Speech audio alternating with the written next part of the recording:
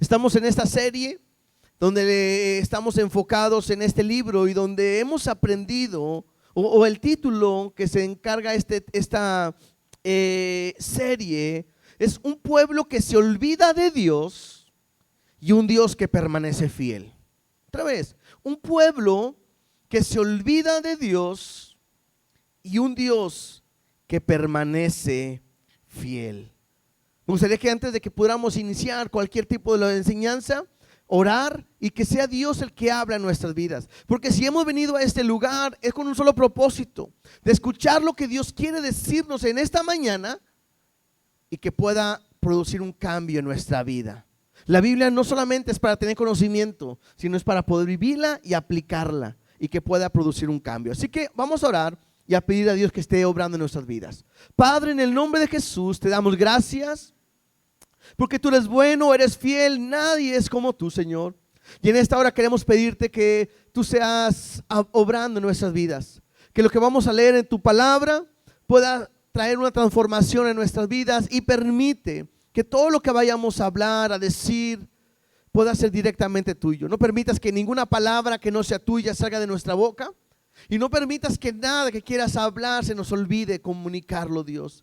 Háblanos, enséñanos, ministranos y haz tu voluntad en nosotros, en el nombre de Jesús. Amén y amén. Muy bien, le he titulado yo a esta enseñanza, no te olvides de Dios. Terminamos la semana pasada viendo la falta de obediencia del pueblo de Dios. Recuerden que llegamos en el libro de Josué a la tierra prometida que Dios les había prometido, ¿sí?, a su pueblo, y que ya se había repartido, ya se había entregado, y ahora el pueblo ya estaba en el lugar que Dios les había entregado. Dios es un Dios fiel, un Dios que promete la tierra, lo cumple, y un Dios que también pone exigencias o pide que hagan algo que Dios les había dicho, que cuando llegaran a la tierra que Él les había entregado, dice que tenían que destruir todo. Hablamos sobre eso, tenían que destruir todo, y también les pidieron que no hicieran alianzas con nadie de la tierra y que no tuvieran misericordia de ellos. ¿Por qué? Porque hablamos la semana pasada que los pueblos que estaban alrededor de la tierra prometida o del pueblo de Dios eran pueblos que solamente se enfocaban en el dinero, en la sexualidad y el servir a Dios a su manera, a sus dioses, de la manera en que ellos tenían pensado. Y como el pueblo no había obedecido, había unas consecuencias, y Dios se los dijo. Eso lo leímos en Jueces capítulo 2, versículo 3, porque hoy vamos a ver a partir del 6. Pero en el versículo 3 dice: por tanto, yo también digo, hablando Dios al pueblo, no los echaré de delante de vosotros, sino que serán azotes para vuestro costado, y sus dioses os serán tropezadero. Dios les había dicho al pueblo: ustedes no hicieron caso, no desecharon a los demás pueblos, a las demás naciones, y porque cuando no obedecieron, Dios dice: no los voy a quitar de medio de ustedes, pero les voy a decir algo: eso que ustedes hicieron, eso que no desecharon, serán como una espina a tu costado. Y hablábamos sobre eso, ¿no? Qué difícil sería caminar teniendo una espina, golpes, heridas en nuestro costado. Al hacer fuerza, al movernos, todo estaba completamente dañado. Y también hablaba que los dioses iban a ser tropezadero, una prueba continua, una tentación continuamente. O sea, que en vez de tener una vida plena, una vida en victoria, una vida en Dios, en lo que Dios les ha entregado, bueno, será una manera difícil de vivir, por cuanto no quitaron el pecado de sus vidas. Y lo hablamos la semana pasada. Cada uno de nosotros batallamos en una área en cuanto al pecado, a lo que Dios no le agrada. Y hay dos maneras de poder actuar. Vives con el pecado, aunque de repente dices: soy cristiano y vivo abrazado del pecado, y Dios te dice: Por cuanto no lo has desechado, será tropezadero para ti, será como un dolor constantemente para ti.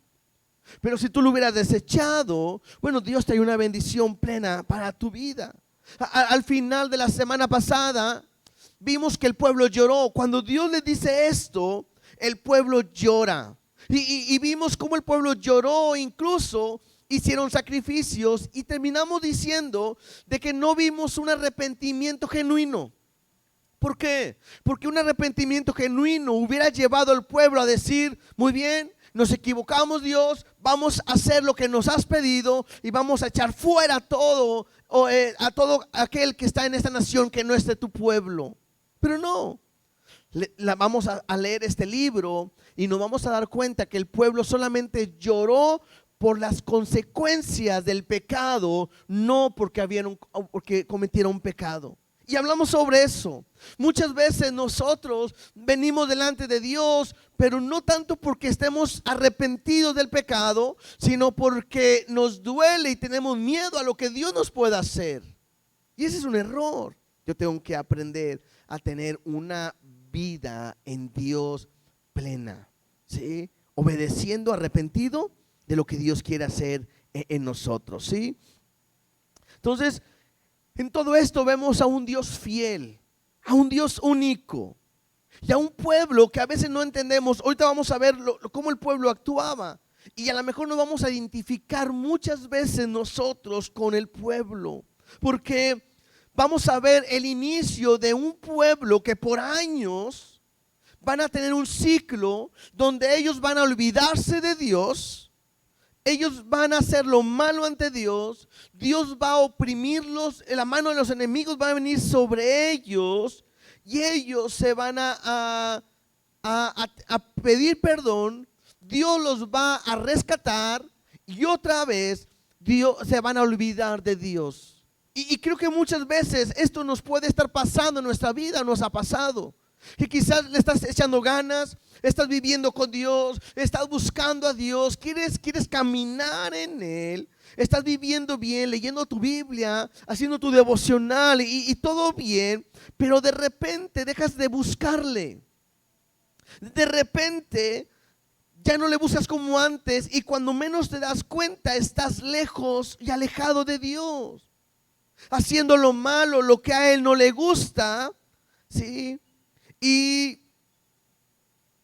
puedes quizás buscar a Dios, llorar, buscar a Dios. Y Dios vuelve a escucharte y Dios te vuelve a dar una oportunidad. Pero cuando otra vez vuelves, muchas veces volvemos a quedar atrás y volver atrás. No sé si muchas veces nos ha pasado así. Lo correcto sería que buscara a Dios y que nunca lo dejara. Pero de repente tenemos estos ciclos, esos altibajos en nuestra vida que a veces uno no entiende. ¿Cómo, siendo Dios tan bueno con nosotros, siendo tan fiel, cómo somos capaces de olvidar a Dios? Yo creo que no hay ninguno, no hay nadie que puede quejarse de Dios porque Dios no hace nada malo. Dios siempre hace cosas buenas. Y no entendemos cómo el hombre durante toda la historia se empeña a olvidarse y alejarse de Dios, ¿sí? Dios tiene un plan para nuestra vida y el día de hoy estaremos viendo esto de una manera muy importante. Vamos a Jueces capítulo 2, versículo 6. Solamente fue una pequeña introducción para recordar lo que hemos estado hablando. Pero en Jueces 2, versículo 6 al 9 dice de esta manera: porque ya Josué había despedido al pueblo y los hijos de Israel se habían ido cada uno a su heredad para poseerla. Y el pueblo había servido a Jehová todo el tiempo de Josué y todo el tiempo de los ancianos que sobrevivieron a Josué, los cuales habían visto todas las grandes obras de Jehová. Interesante. Los cuales habían visto todas las grandes obras de Jehová que él había hecho por Israel. Pero murió Josué, hijo de Nun, siervo de Jehová, siendo de 110 años. Y lo sepultaron en su heredad de Timnat-Será, en el monte de Efraín, al norte del monte de Gaz. Yo les comenté la semana pasada, este libro empieza con 2 prólogos. La semana pasada vimos el primer prólogo, esta semana veremos el segundo prólogo y veremos un patrón que les decía yo que se va a repetir en todo el tiempo.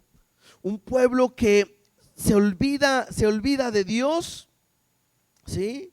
Un pueblo que cae en una apatía, que cae en una desobediencia, en una rebeldía. Luego la mano de Dios va a caer sobre el pueblo, los enemigos los van a oprimir, ellos clamarán a Dios, ¿sí? Y Dios mandará un libertador para libertarlos, pero cuando esto pase, volverá otra vez el pueblo a hacer lo malo, ¿sí? Y me muestra primeramente que hay un líder. Este líder es Josué. El pueblo de Israel han tenido un líder como Moisés que los sacó de Egipto. Han tenido un líder como Josué que los ha llevado a la tierra prometida, pero ahora ya no hay líder. Y cuando no hay líder es cuando más debemos de aprender a depender de Dios. Cuando no hay un líder que lo está guiando es porque Dios quiere que el pueblo pueda aprender que Dios es su autoridad, Dios es el que los dirige y que Dios tiene el propósito para ellos. Algo que me llama la atención también es que ahí me dice que Josué era un siervo de Jehová. Qué importante cuando yo escucho esto y que la misma Biblia, la misma palabra te describa como un siervo de Dios. Creo que es un privilegio. ¿Cuántos de nosotros, si se escribiera un libro de nosotros, se pudiera decir así, tu nombre, y que diga, y era un siervo de Jehová? Que mismo Jesús dijo que el Hijo del Hombre no vino para ser servido, sino ¿para qué? Para servir y para dar su vida en rescate por muchos. Entonces, ojalá que cada uno de nosotros pudiéramos lograr en nuestro libro, en lo que Dios un día nos va a rendir, vamos a rendir cuenta delante de Dios, nos pueda poner Dios en esa categoría, siervo de Jehová, que podamos ser de ese tipo de personas que servimos a Dios en todo momento. Pero me dice lo que leíamos, que Josué había muerto. Y quiero tomar un punto importante esto, ¿por qué? Porque mucha gente creo que no tiene el concepto correcto en cuanto a la muerte. Hay gente que le tiene miedo a la muerte. No voy a decirles, levante la mano, ¿quién tiene miedo a morirse, verdad? No es el propósito eso, evidenciar quién tiene miedo a morirse. Pero creo que la muerte para el cristiano tiene un significado muy diferente para aquel que no conoce a Cristo. ¿Por qué? Porque la Biblia me dice claramente que cuando nosotros creemos en Cristo, la muerte es una bendición. ¿Cuántos lo creen así? ¿Para cuántos llegan a morirse hoy es una bendición para su vida? No quiere decir que nos queremos morir, ¿verdad? Para decir, en esa iglesia todos están deprimidos, ya se quieren morir. No nos queremos morir. Pero sabemos que si en un instante cerramos nuestros ojos y los abrimos, ¿en dónde estaremos? Frente a nuestro Creador. Y yo no sé usted, pero yo sí tengo ganas de ya estar con Él. Y no crea que porque ya no quiero estar con mi esposa, ¿verdad? Y Señor, líbrame y llévame para tu presencia. No es eso. Amo a mi esposa, amo a mis hijos, amo la iglesia. Yo quiero estar aquí. Pero créanme que si algo he anhelado desde el día que le he conocido, es un día verle cara a cara. Eso es lo que yo anhelo. Y es interesante, ¿por qué? Porque a muchos no les gustan envejecer, ¿verdad? A nadie. Creo que tenemos que cambiar, porque de repente salen las arrugas, salen las canas, y uno dice, ay, pero ¿por qué? Bueno, cada arruga, cada cana, ¿sí? Es un recordatorio que está más cerca mi encuentro con Dios. Y créanme, Dios ha estado tratando conmigo en cuestión de la vejez, no porque no quiera ser viejito, bueno, si no quiero ser viejito, ¿verdad? Tampoco porque ya me sienta muy viejo, no. Pero Dios me ha estado enseñando, ¿sí? que tenemos que aprender a vivir la vida en una plenitud. Disfruta la vida al máximo, al máximo. Haz lo que tengas que hacer para Dios al máximo. Y si salen canas, no uses Just for Men, ¿verdad? Bueno, sabes lo que vas a usar, ¿verdad? Pero disfrútalo, disfrútalo. Aprende cada día. Es un día menos o un día más que me acerca a mi encuentro con Dios. Y yo anhelo estar con Él para siempre. Ahora, Jesús dice en Juan 11, 25 y 26. Juan 11, 25 y 26. Jesús dice, y dijo Jesús: yo soy la resurrección y la vida. El que cree en mí, aunque esté muerto, vivirá. Y todo aquel que vive y cree en mí, no morirá eternamente. ¿Sí? Esto es importante, ¿por qué?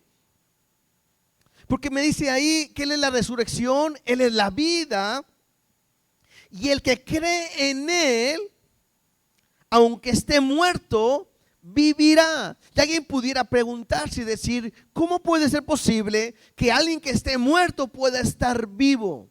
Bueno, la Biblia me enseña que todos nosotros, todo hombre, está muerto en sus delitos y en sus pecados. Todos somos pecadores, todos fallamos, todos tenemos una culpabilidad. No hay alguien que pueda decir: yo nunca he pecado, yo nunca he hecho lo malo. Con un pensamiento malo simplemente ya somos pecadores. Y la Biblia me dice que si yo soy pecador, estoy muerto en mis delitos y en mis pecados. Pero este pasaje me dice que el que cree en Él, aunque esté muerto, vivirá. ¿Cuántos creen en Él? ¿Verdad que sí? ¿Creemos en Él? En Jesús, que es el Hijo de Dios, que es el que vino y murió en la cruz de Calvario por nosotros. Es importante. Y dice la palabra que Él me puede pasar de muerte a vida en Juan 5:24.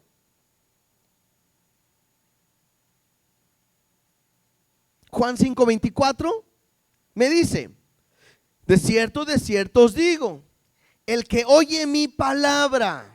¿Qué estamos haciendo ahorita? Oyendo su palabra. Y cree al que me envió. ¿En quién? Pues en Jesús y en Dios. Que Jesús es el Hijo del Padre. El que oye la palabra y que en el que me envió tiene ¿qué? Vida eterna. Y no vendrá condenación, mas ha pasado de muerte a vida.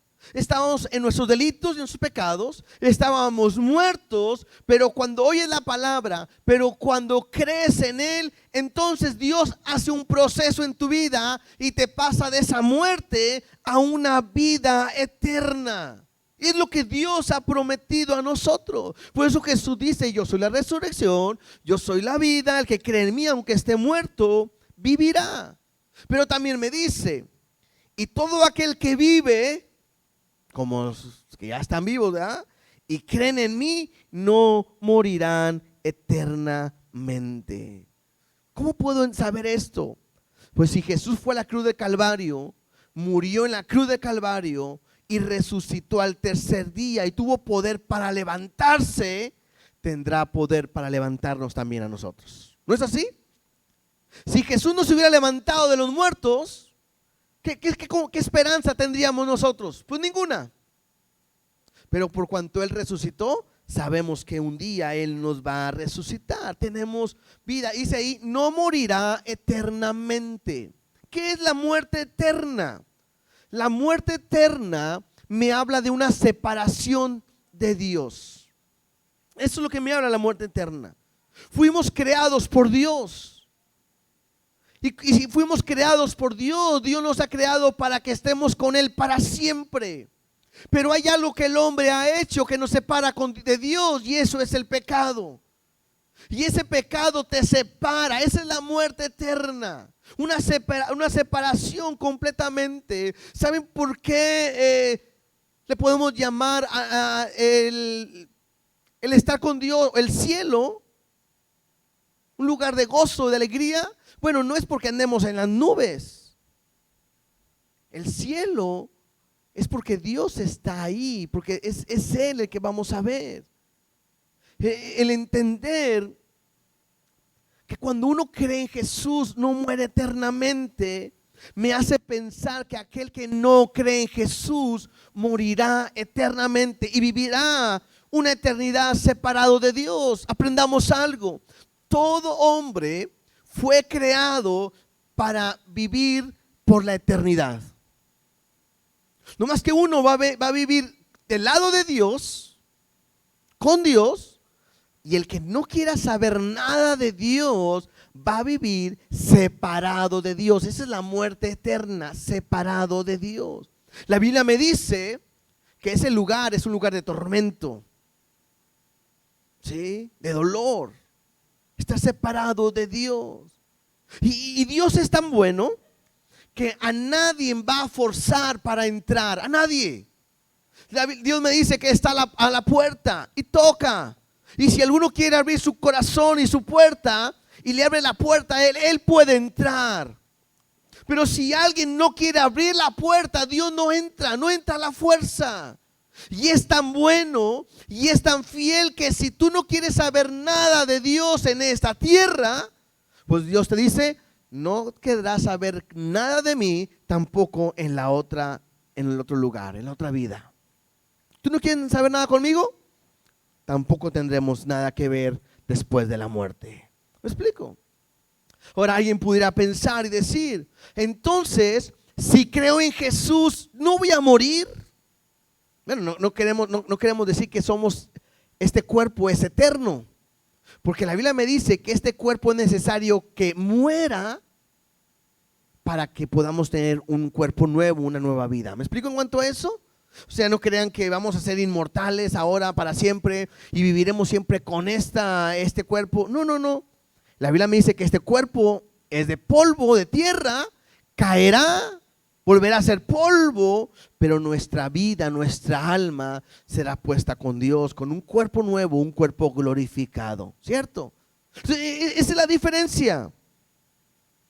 Aquellos que conocen a Jesús, la muerte es una bendición, porque le veremos tal como Dios es. Pero aquellos que no conocen a Jesús y no quieren saber nada de Jesús en esta vida, no pueden tener una seguridad. Bueno, no van a tener una seguridad que van a ver a Dios. Y entonces es un lugar de tormento, un lugar de dolor. Y creo que por eso entendemos que cuando alguien muere sin Cristo, tenemos todo el derecho de llorar, porque empieza el sufrimiento en su vida para siempre. Tristemente, se oye muy cruel, se oye muy duro esto, pero Dios le dio toda una oportunidad en su vida de que le conozcan, y mucha gente le rechaza. Qué importante es que nosotros caminemos con Dios en lo que Él quiere hacer en nuestra vida. Josué muere, es sepultado, y vean lo que dice en el versículo 10. Josué 2 versículo 10. Dice: y toda aquella generación también fue reunida a sus padres, y se levantó después de ellos otra generación que no conocía a Jehová, ni la obra que él había hecho por Israel. Veremos algunas cosas que el pueblo hizo. Lo primero que el pueblo hizo: se olvidaron de Dios. ¿Sí? ¿Cuál fue la primera cosa? Se olvidaron de Dios. Era una generación que sabía que Dios estaba con ellos. Una generación que sabía que el pueblo le pertenecía a Dios, pero el problema es que ellos no conocen a Dios. Se les había olvidado lo que Dios había hecho por ellos. Era un pueblo que no tenía ciudad, no tenía territorio, y Dios les había dado victorias para ponernos en el lugar que Él había preparado para ellos, había prometido. Y ahora que ellos están ahí, ya no sabían quién era Dios. Dice ahí: se levantó una generación que no conocía a Dios, se habían olvidado de Dios. Lo peor que nos puede pasar es olvidar lo que Dios ha hecho en nuestras vidas. Tengo una pregunta: ¿qué es lo que Dios ha hecho en ti? ¿Qué es lo que Dios ha hecho por ti? Creo que lo más importante que tengo que resaltar de lo que Dios hace en mi vida es que Él me ha salvado. ¿No es cierto? Si algo tienes que agradecerle a Dios porque salvó tu vida de una muerte eterna. ¿Qué más ha hecho Dios contigo? A muchos de ustedes los ha sacado de las drogas o del alcohol, ha restaurado familias, ha hecho algo especial en tu vida, te ha quitado quizás algún vicio, te ha librado quizás de que estés en la cárcel, en la calle, de adulterio, de dejar a tu familia. No sé lo que Dios ha hecho en tu vida, pero lo que tenemos que aprender es: no te olvides de lo que Dios ha hecho contigo. No te olvides que su mano nunca se ha apartado de ti y te ha guardado. Y todo ha sido por gracia, no porque lo merecemos, sino porque Dios ha sido fiel. Ha transformado tu vida, te ha sacado de lo peor y no te puedes olvidar de lo que Dios ha hecho contigo. ¿Te digo algo? Aún como cristianos nos olvidamos de lo que Dios ha hecho por nosotros. Hay muchos que nacieron en un lugar cristiano y a lo mejor no valoran lo que Dios ha hecho en tu vida. ¿Por qué? Porque toda tu vida has estado en la iglesia. Pero tienes que valorar lo que Dios ha hecho contigo. Leíamos ahí que se levantó después de esto una generación que no conocía a Jehová. ¿Quiénes eran los responsables de que esta generación conociera a Dios y no lo hicieron? Vamos a Deuteronomio capítulo 4 versículo 9. ¿Quiénes eran los responsables? Deuteronomio 4:9. Dice de esta manera: por tanto, guárdate y guarda tu alma con diligencia, para que no te olvides de las cosas que tus ojos han visto, ni se aparten de tu corazón todos los días de tu vida. Antes bien, las enseñarás a tus hijos y a los hijos de tus hijos. ¿Quiénes eran los responsables? Los padres. Si hay alguien que es responsable de que la iglesia, el pueblo, no se olvide de lo que Dios ha hecho en su vida, son los padres. Te digo algo, muchas veces como papás no estamos cumpliendo este requisito que Dios nos está mandando. Interesante, no solamente a mis hijos, sino a los hijos de mis hijos, también a los nietos. Los papás son responsables. Levanten la mano todo el papá que le enseña la palabra a sus hijos. Bien. Hay algunos papás que faltan, ¿no? Porque no lo mismo es: ponte a leer la Biblia, ándale. Te voy a preguntar. No, eso no es. Aquí me dice: las enseñarás a tus hijos. El padre es responsable de enseñarle a sus hijos. Para eso lo llevo a la iglesia. Sí. Pero Dios se lo pidió y se lo encargó a los padres. Papás, abuelitos, que no saben cómo hacerlo. 22 de octubre, 6 a 8 de la noche, aquí los esperamos para enseñarles cómo estudiar la palabra. ¿Sí? Anuncio y todo, ¿verdad? Sin querer pegó. Deuteronomio 6:6, por favor. Deuteronomio 6, versos 6 y 7 dice: y estas palabras que yo te mando hoy estarán sobre tu corazón, y las repetirás a tus hijos, y hablarás de ella estando ¿dónde? En tu casa, y andando por el camino, al acostarte y cuando te levantes. Otra vez, ¿a quién le está pidiendo Dios que tiene que enseñarle la palabra? A los padres. ¿Sí? Vas a repetírselas. ¿Se acuerdan cuando estaban estudiando las tablas? A ver, la tabla del 2, rápido, órale. 2 por 1. A ver, otra vez, no, vamos. Y ahí estaban repitiendo y repitiendo y repitiendo. Ya, ahora la del 3. No, ¿cómo que no? Órale. Otra vez la del 2. No, ya no. Otra vez. Hasta que ahora son unas cuerdas de matemáticas, ¿verdad? Lo mismo en la Biblia. A ver, dime un versículo. A ver, ¿qué te dice esto? A ver, ¿qué leíste hoy? Hasta que la palabra se hace realidad en tu vida. Dice ahí, vas a hablar con ellos estando en tu casa. Ahorita que están guardados, resguardados, que no van a la escuela, con mayor razón en tu casa. Andando por el camino. Nunca se pierde el tiempo, vas caminando y ¿se acuerdan aquella palabra que Dios nos dijo? Y vamos. A veces yo termino de aquí y vamos rumbo a la casa y yo voy con mi familia y les digo a mis hijas, a ver, háblenme, ¿qué les habló Dios hoy en la enseñanza?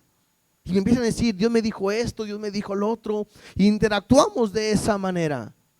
En el camino, al acostarte, al levantarte, tenemos que aprender a enseñar lo que es la palabra. Cuando comunicamos la palabra a nuestros hijos, ellos la recordarán. Cuando ellos sepan de dónde Dios te ha sacado, ellos conocerán al Dios que está sirviendo. Creo que es importante que demos a conocer esto a nuestras familias. Algunos dicen esto y a mí me gustó. ¿Sí? No es una frase mía, pero me encantó esta frase que dice, estamos a una generación de la extinción del mensaje de Jesucristo. Estamos a una generación de la extinción del mensaje de Jesucristo. Se levantó aquí una generación que no conocía a Dios porque sus padres callaron y no hablaron la palabra. Si nosotros callamos la palabra, se levantará una generación que no conozca de Dios. Pero si nosotros lo enseñamos, hablamos, le enseñamos a nuestros hijos quién es Dios, que si comemos es porque Él es el que provee, que si hay un milagro es porque Él sana, porque Él hace un cambio en nuestras vidas. Si le enseñamos eso a nuestros hijos, no conocerán a un Dios de un libro solamente. Conocerán a un Dios real, a un Dios verdadero, que los va a llevar a vivir una vida completamente diferente. 3 cosas que puedo hacer para nunca olvidarme de Dios. La primera, agradécele a Dios por todo lo que Él ha hecho por ti. Muchas veces comemos y no le agradecemos a Dios por los alimentos. Algo tan fácil. Orar por los alimentos no es para que nos caigan bien a nuestro estómago. El orar por los alimentos no es para que los santifique, que estaban contaminados, no. La oración por los alimentos es una oración de gracias. Gracias Dios por tu fidelidad, porque hoy tenemos un alimento en nuestra mesa que podemos comer. ¿Cierto? La segunda cosa que puedo hacer para no olvidarme lo que Dios ha hecho en mi vida es asómbrate de todo lo que Dios ha hecho en ti. Asómbrate. Aparte de agradecer, asómbrate.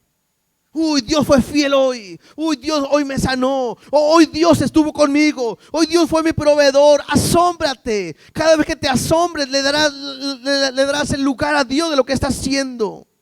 Y tercera cosa que puedes hacer para no olvidarte lo que Dios ha hecho en tu vida es alábale.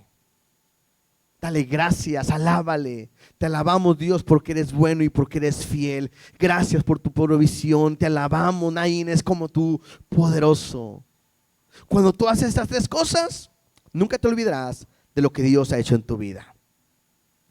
Versículo 11. Vamos a seguir leyendo. Dice, después los hijos de Israel hicieron lo malo ante los ojos de Jehová y sirvieron a los Baales. Y dejaron a Jehová, el Dios de sus padres, que los había sacado de la tierra de Egipto, y se fueron tras otros dioses, los dioses de los pueblos que estaban en sus alrededores, los cuales adoraron y provocaron a ir a Jehová, y dejaron a Jehová, y adoraron a Baal y a Astarot. ¿Sí?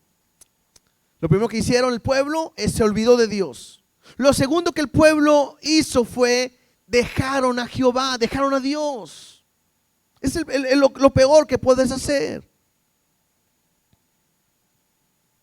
Dios les había hecho que destruyeran los dioses y ellos, en vez de destruirlos, ahora los están sirviendo.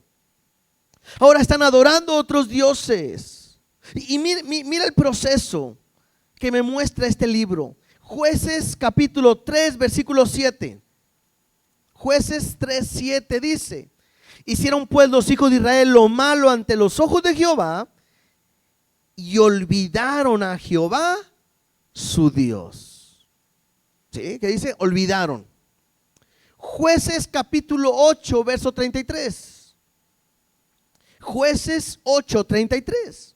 Dice: pero aconteció que cuando murió Gedeón, los hijos de Israel volvieron a prostituirse yendo tras los Baales y escogieron por Dios a Baal-Berit.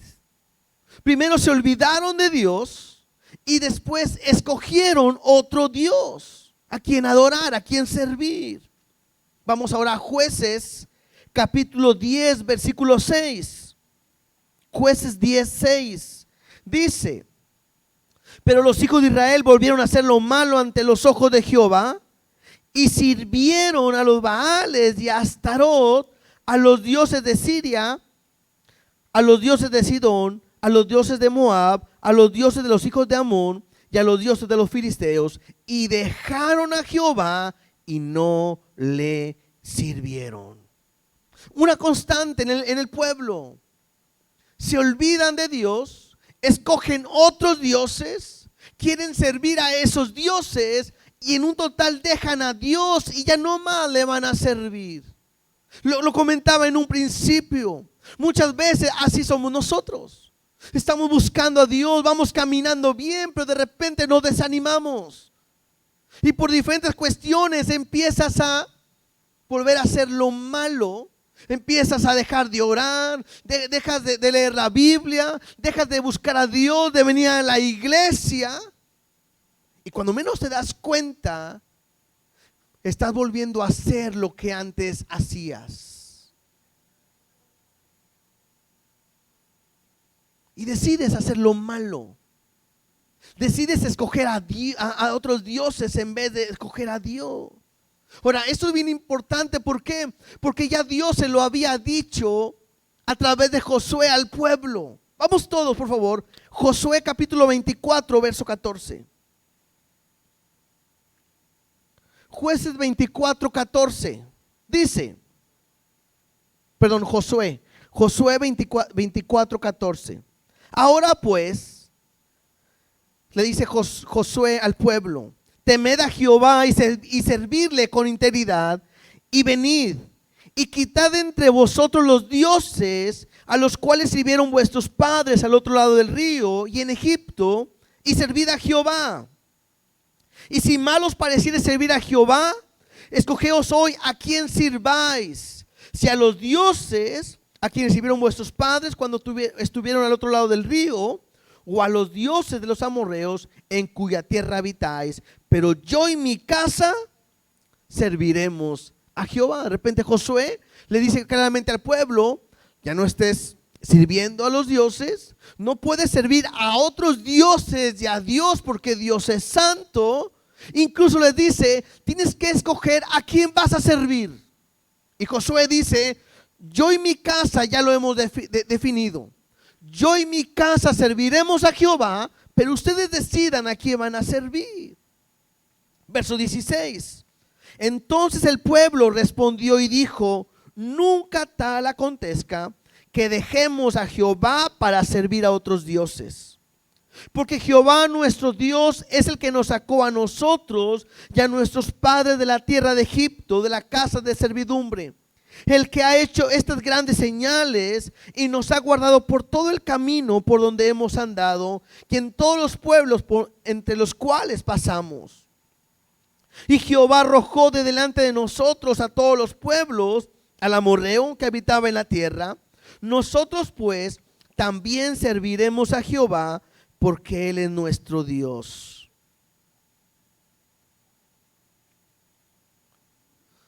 Entonces eso habían dicho ellos: no vamos a servir a otros dioses, vamos a servir a Jehová.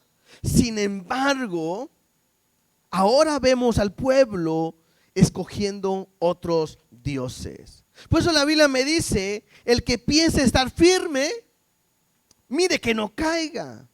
Ellos habían dicho, no, yo nunca voy a servir a otro Dios. No, yo nunca vamos a cambiar a nuestro Dios. Nunca vamos a hacer algo así. Y hoy vemos al pueblo haciendo todo lo contrario. Olvidando a Dios, escogiendo otros dioses, haciendo lo que ellos quieren y dejando a Dios por completo. Verso 19. Entonces Josué dijo al pueblo, no podréis servir a Jehová porque Él es santo y Dios celoso. No sufrirá vuestra rebelión y vuestros pecados. Si dejares a Jehová y sirvieres a dioses ajenos, Él se volverá y os hará mal y os consumirá después que os ha hecho bien.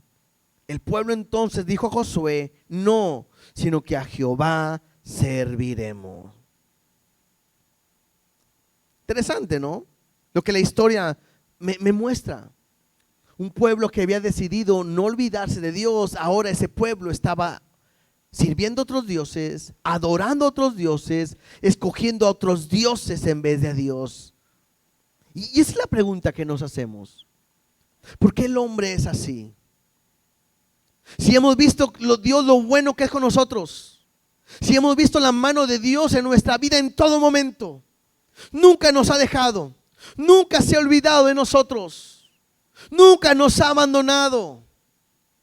Si Dios ha sido de toda buena manera con nosotros, ¿por qué nos olvidamos de Él? ¿Por qué nos alejamos de Él? ¿Por qué escogemos servir a otros dioses y no seguir a quien hemos decidido que es a Él mismo?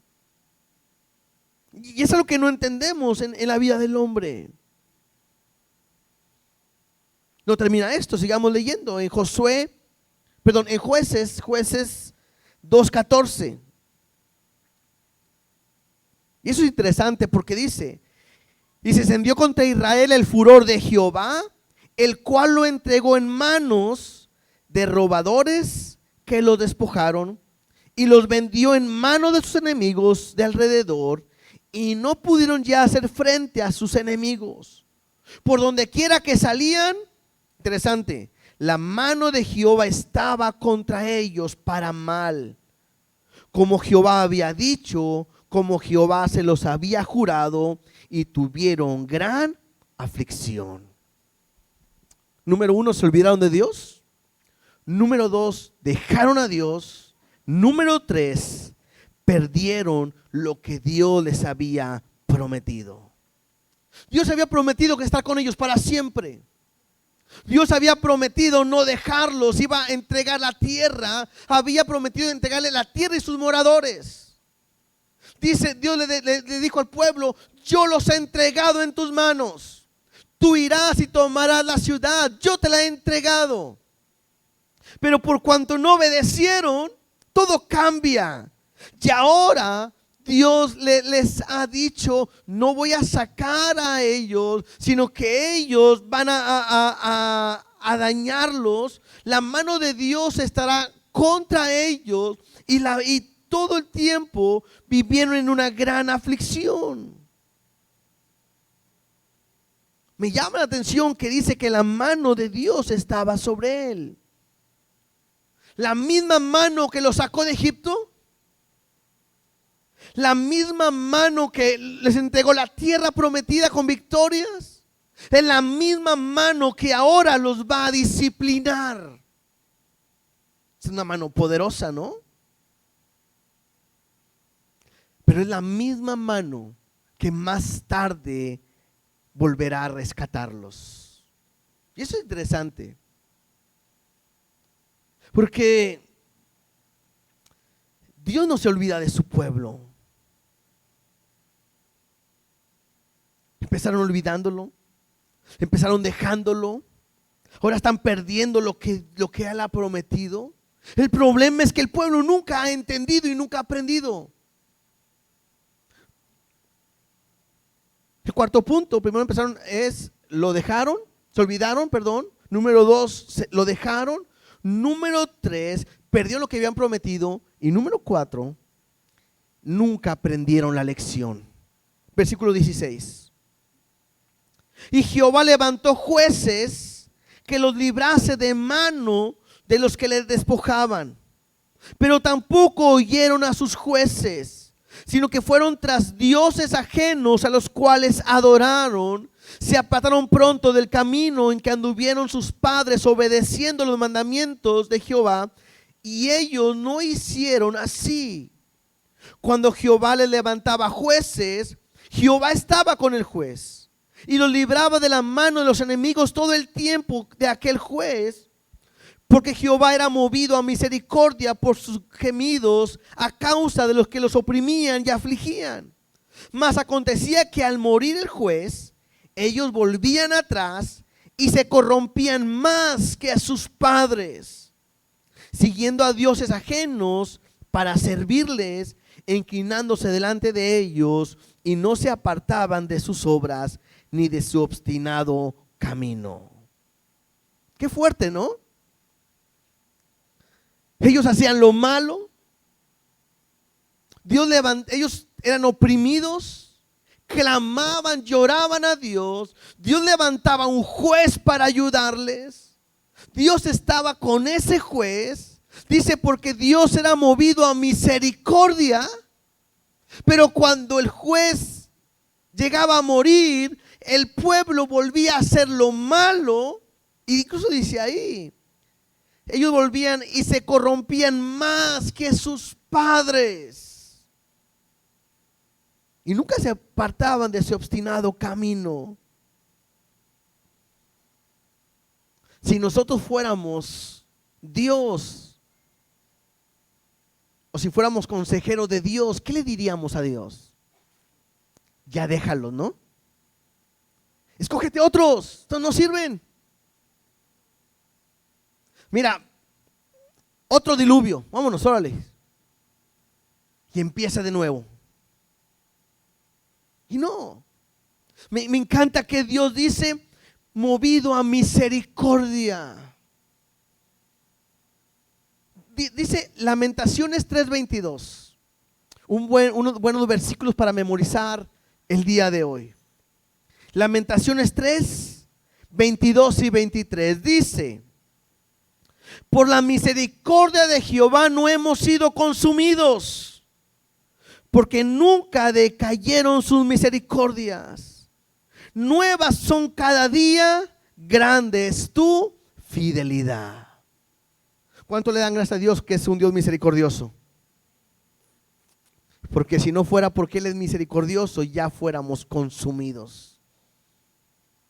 Yo no sé cuántos de ustedes de repente se ven reflejados en este libro que estamos leyendo de jueces. Vengo con Dios, sí, vamos a echarle ganas. A leer la Biblia, sí, vamos a echarle ganas, vamos. Y yo de repente, ya no. Y me empiezo a enfriar y enfriar. Y luego de repente Dios te aprieta tantito. ¡Ay! Ya voy a ir a la iglesia, ya voy a ir a la iglesia. Y vienes. Ya, hermano, ya estamos aquí, gloria a Dios, ya. Para echarle ganas. Y uno, amén, gloria a Dios, ¿verdad? Y luego de repente se le va acabando el gozo, ¿verdad? Y otra vez 2-3 semanas sin el hermano, sin la hermana, ¿verdad? Hasta de repente a uno dan ganas de decir, Dios, trata con ellos, ¿verdad? Porque es lo que los hace regresar. Tenemos un Dios clemente, un Dios misericordioso. Dice ahí en el versículo 20, capítulo 2 de Jueces, porque estamos leyendo ahí. Y la ira de Jehová se encendió contra Israel y dijo: por cuanto este pueblo traspasó mi pacto que ordené a sus padres y no obedecen a mi voz, otra vez es desobediencia, tampoco yo volveré más a arrojar de delante de ellos a ninguna de las naciones que dejó Josué cuando murió. Aprendamos algo. Dios es un Dios que promete y cumple. Y si Él promete bendecirte, lo va a hacer. Si Él promete estar contigo, va a estar contigo y nunca te va a dejar.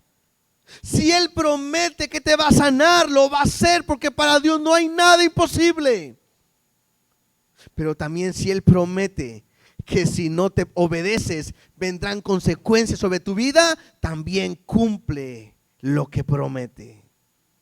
Por eso la Biblia me dice, horrenda cosa es caer en manos de un Dios vivo. Y a veces nos gusta jugar con Dios. ¿Sí? Aquí me dice, la ira de Jehová se encendió contra Israel. Y hace rato leíamos, la mano de Jehová estaba con ellos para mal. Aprendamos algo, No todo lo que nos pasa es culpa del enemigo y del diablo. Porque a veces es muy fácil decir, es que el diablo, y no es que lo quiera defender, pero la Biblia me enseña que muchas veces detrás de tu aflicción está Dios mismo. ¿Sí? ¿Por qué? Por algo que has dejado de hacer, por algo que no has hecho, porque te has olvidado de Dios, porque has dejado a Dios, porque te quiere traer a Él. Pero muchas veces detrás de tu aflicción está Dios. La misma mano que disciplina es la misma mano que rescata y que te salva. Acabamos de leer que sus misericordias son nuevas cada día. Pero el versículo 22 me dice, ¿para qué? Dice, ¿para qué Dios ha hecho esto? Dice, para probar con ellas a Israel si procurarían o no seguir el camino de Jehová, andando en él como lo siguieron sus padres. Por esto dejó Jehová a aquellas naciones sin arrojarlas de una vez y no las entregó en mano de Josué. ¿Por qué hizo esto Dios? ¿Por qué no quitó a sus enemigos? ¿Por qué los metió en esa prueba? Por dos razones, ¿sí? Para probar al pueblo. Ahora, yo que tengo que aprender algo.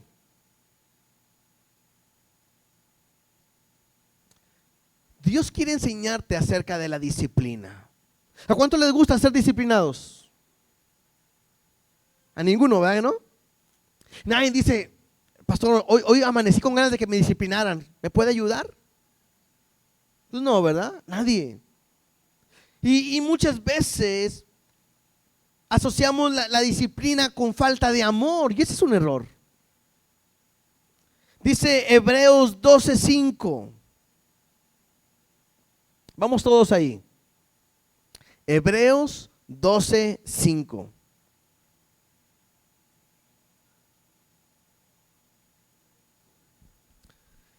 Dice, y habéis ya olvidado la exhortación que como a hijos se nos dirige diciendo, hijo mío, no menosprecies la disciplina del Señor, ni desmayares cuando eres reprendido por Él.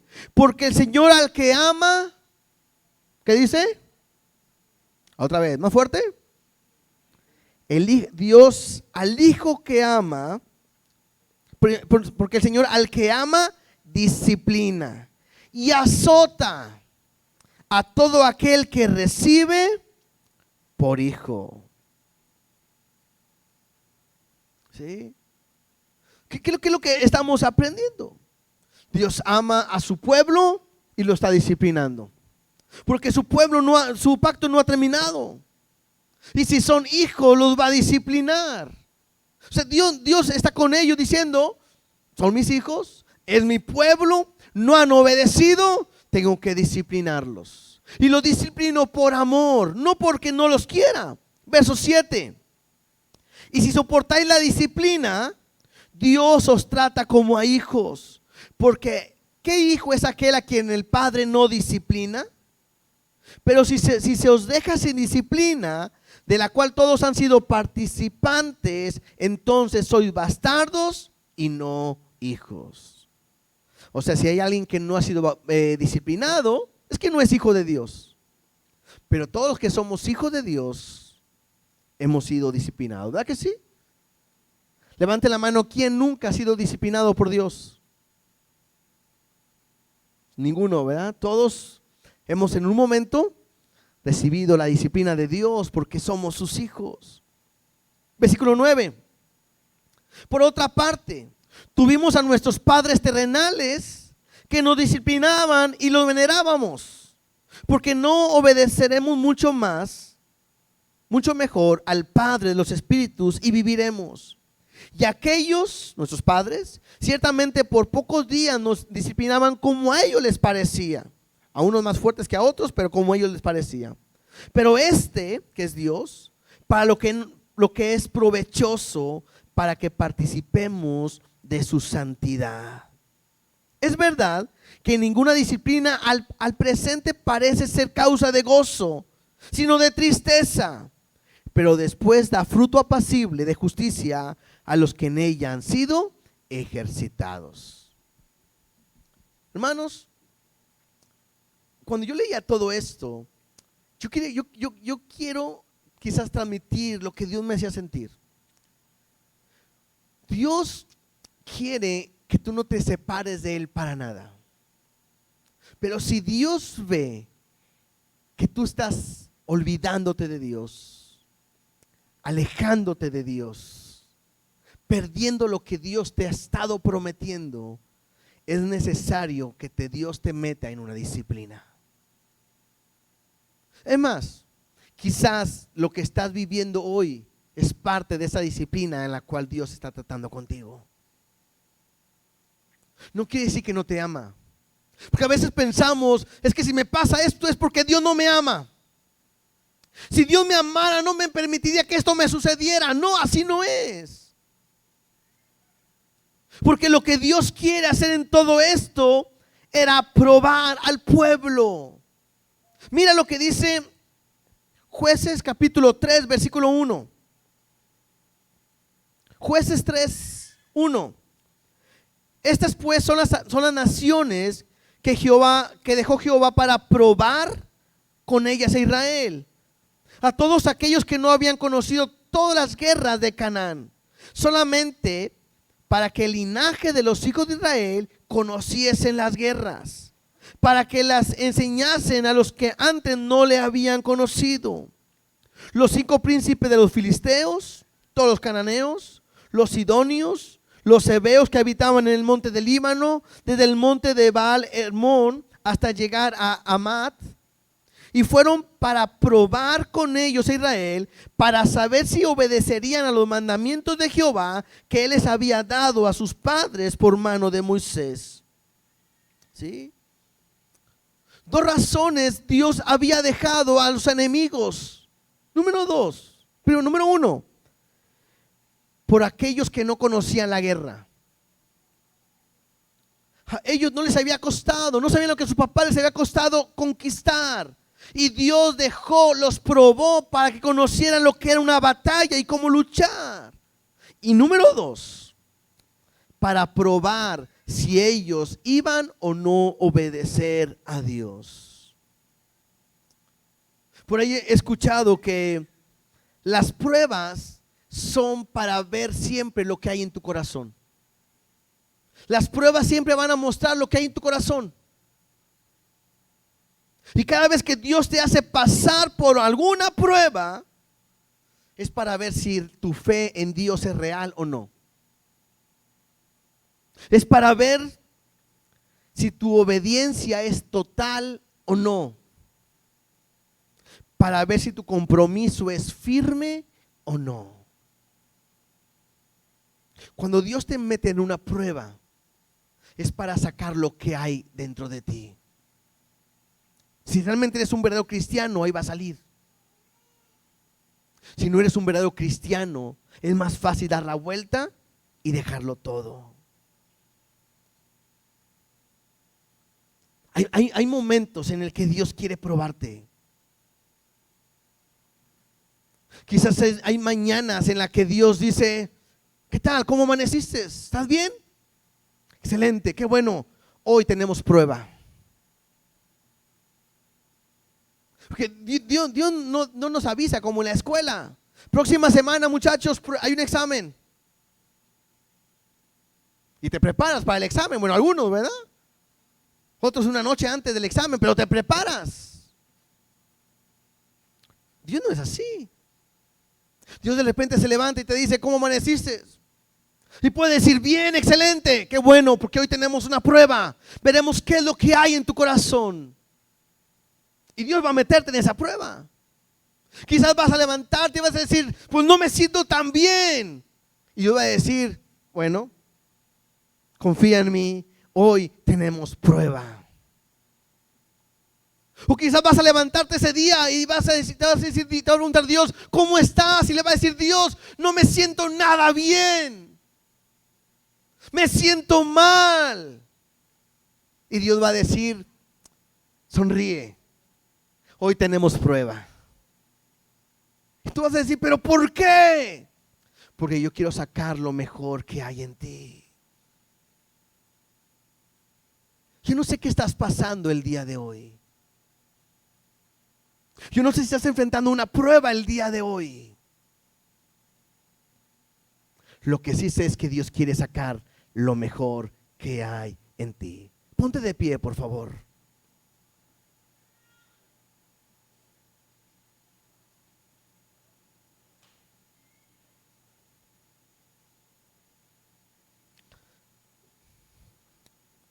Algo importante, que aunque hoy Dios te quiera meter en una prueba, es saber que Él te toma de su mano y te dice, te sigo amando, yo no te voy a dejar.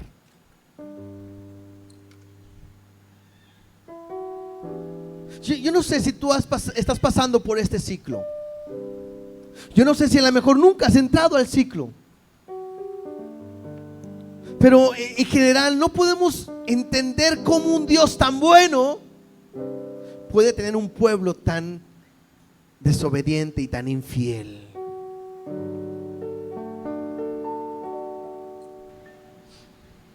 ¿Por qué somos infieles? ¿Por qué somos malagradecidos? ¿Por qué nos olvidamos tan fácil de Dios? Si solamente lo que hace es hacernos bien y hacernos bien.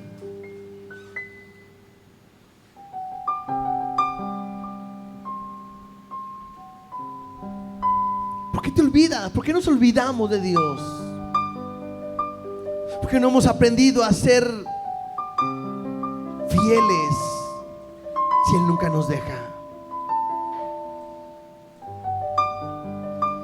Yo no sé ¿cómo estás viviendo el día de hoy? ¿Alguna prueba? Yo no sé si la mano de Dios está sobre ti, pero lo que sí sé es que Él no te va a dejar. Y su mano permanece fiel en todo momento. De toda esta historia, lo más hermoso es ver cómo Dios, movido a misericordia, permanece fiel.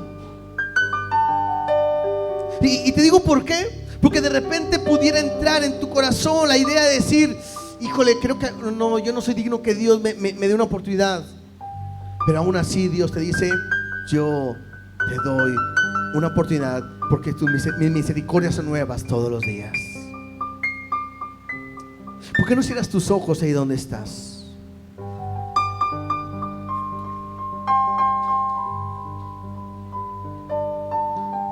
¿Por qué no empiezas a hablar con Dios? Quizás hoy en la mañana Dios se levantó y te está diciendo, hoy tenemos examen, hoy empezamos la prueba. Tienes que tomarte de Él. A lo mejor será mañana, pero Dios estará contigo y nunca te dejará. No te olvides de Él. No esperes a que la mano de Dios se extienda sobre ti. Dios ha prometido bendecirte si le obedeces.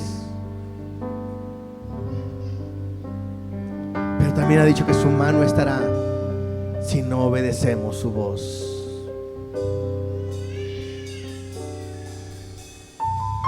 Porque no dices, Dios, yo quiero obedecerte, yo quiero amarte, yo quiero hacer tu voluntad en todo momento.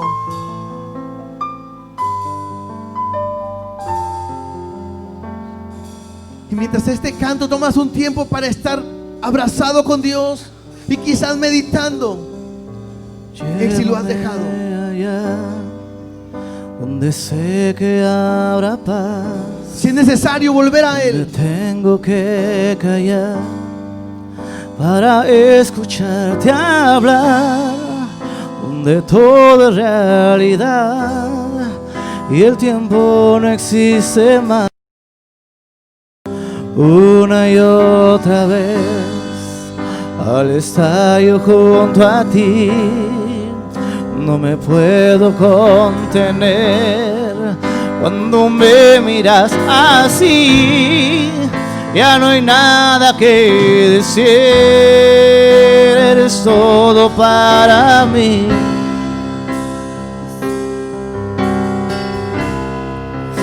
Jesús, mi fiel amigo, mi dulce caminar,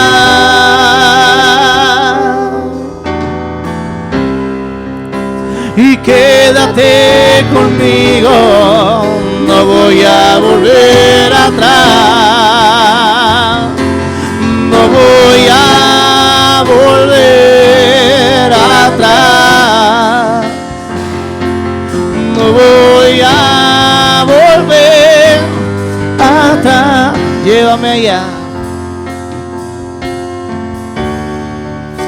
y llévame allá, donde sé que habrá paz, donde tengo que callar para escucharte hablar, donde todo es realidad y el tiempo no existe más. Una y otra vez al estar yo junto a ti, no me puedo contener. Cuando me miras así, ya no hay nada que decir. Tú eres todo para mí. Jesús, mi fiel amigo, Jesús, mi fiel amigo,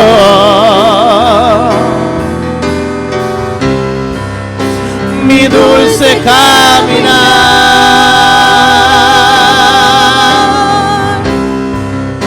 y quédate conmigo, no voy a volver atrás,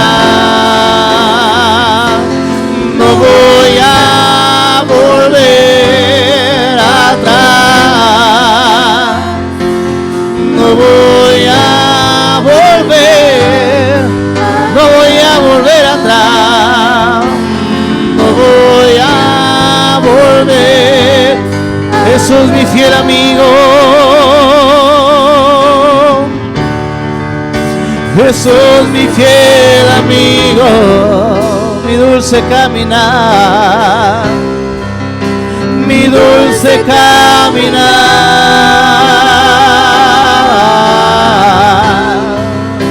y quédate conmigo, no voy a volver atrás, no voy a volver atrás, y no voy a volver. Porque le decimos una vez más, no voy a volver, y no voy a volver atrás. gracias Dios, porque tu palabra nos enseña a poder confiar en ti. Hacemos un pacto, un compromiso de seguirte. Ayúdanos a caminar, a no volver atrás, a caminar en una fidelidad a ti, Dios, en todo momento. Gracias, gracias Dios por tu palabra.